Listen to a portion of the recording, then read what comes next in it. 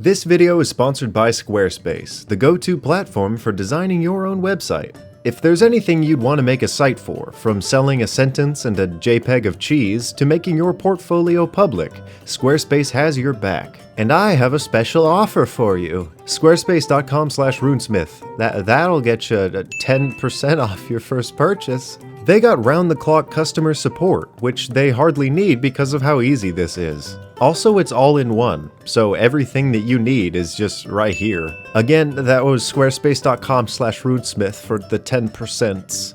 Okay, sorry to have intruded on your couch potato time. Here's the orcs. Welcome to Basically Orcs, the perfect race of warriors who will fight everyone for no real reason.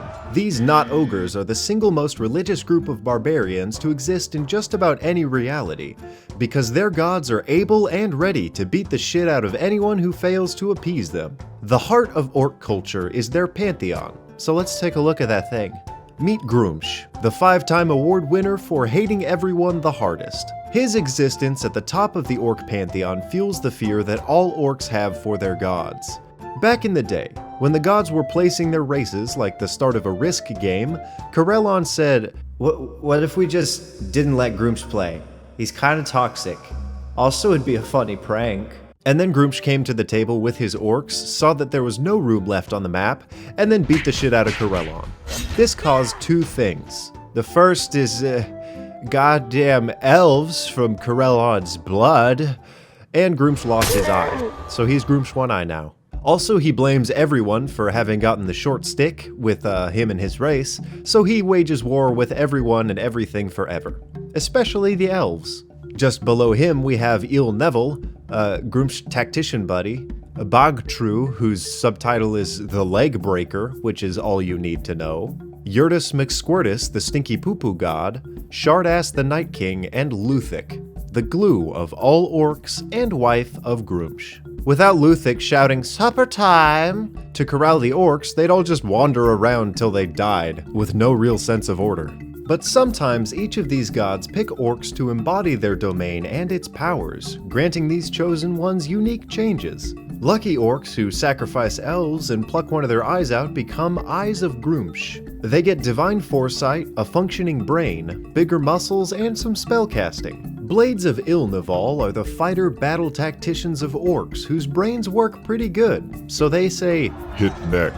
instead of, Kill. Bogtrue is too mean to have followers.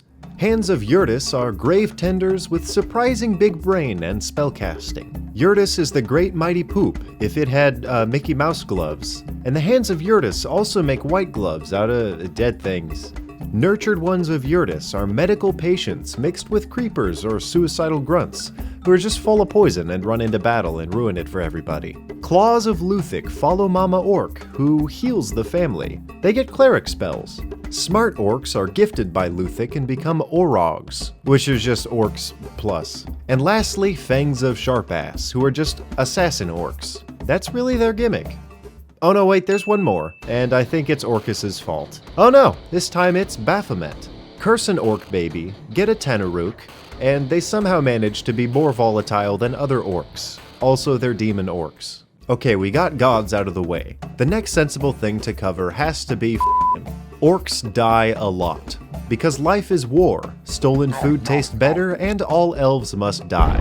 So to compensate, they also shag. A lot. With anything. So much doing it happens in these orc camps that even though every day hundreds of orcs die in battle, baby-boomed orc armies can be seen from satellites on any given day. But doing it with anything means sometimes you get not orc babies, like ogre orcs or half-orcs.